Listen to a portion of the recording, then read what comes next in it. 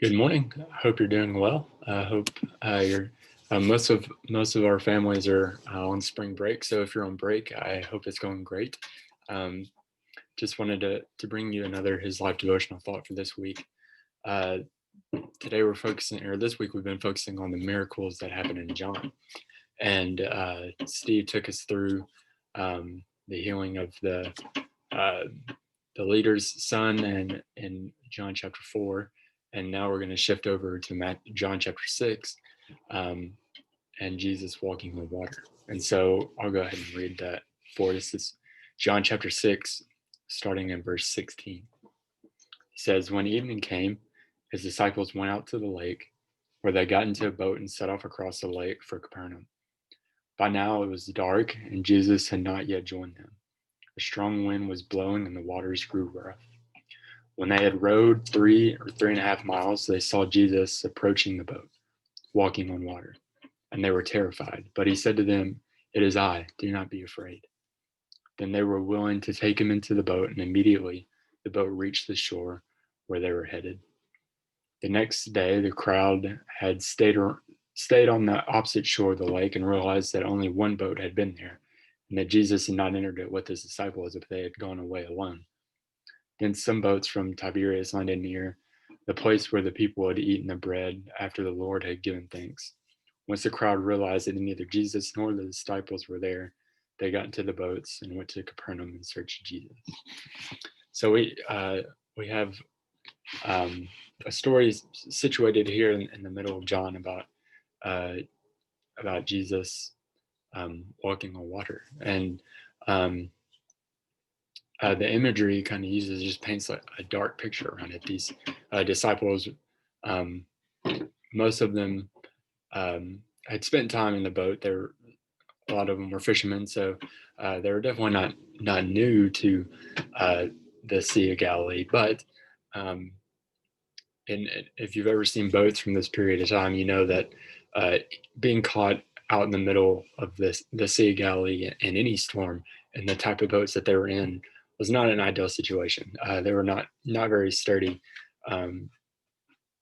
structures like we have today. But um, this is a pretty scary moment when you get caught out in the middle and you don't really have anywhere to go, and they're kind of caught in this storm, and all the fear is kind of surrounding them, and then they see this dude out in the middle of the lake, and it gets, or even in the middle of the sea, and it gets even scarier, right? Because where did this guy come from? It's really weird. But they see it's Jesus, and they welcome him into the boat, and and our writer points out a few um, thoughts from this. He says, um, first, the heavier winds came when Jesus was not in close proximity to the disciples. We see at the very beginning a split between Jesus and the disciples because Jesus kind of told them to go ahead and that he would meet with them later. But it's when they're away from Jesus that they get caught in the middle of this storm, and without Jesus, they just don't know what to do or where to go. Um, and I think we can easily draw some parallels there to our life and how we feel at times. I know we get caught in the middle of things going on, and just one of the biggest takeaway is where are we turning in those times? What are we doing in those times to look to Jesus, to look to God for help? Um, but he also says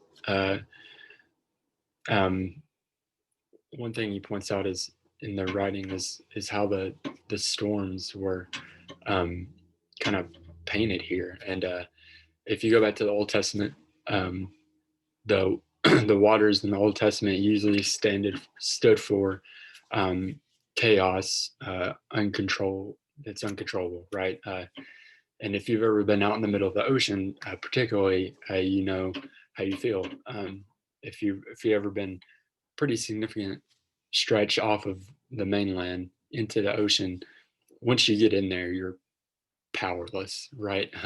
You just feel like this small little ant in the middle of this vast ocean. And it's just the waves, especially if the waves are pretty big, they're just throwing you from one place to another, and you you have no control unless you go underwater. Um, but just floating on top of the surface out in the ocean, I've been there before, and it's just you have no control at all. Um, and this story kind of brings back Psalm 107, and Psalm 107, starting in verse 23, he says, "Others went out to the sea in ships. They were merchants on the mighty waters. They saw the works of the Lord, his wonderful deeds in the deep. For he spoke and stirred up a tempest that lifted high the waves, and mounted up to the heavens, and went down to the depths. In their peril, their courage melted away. They reeled and staggered like drunken men. They were at their wits' end. Then they cried out to the Lord in their trouble, and he brought them out of their distress. He stilled the storm to a whisper.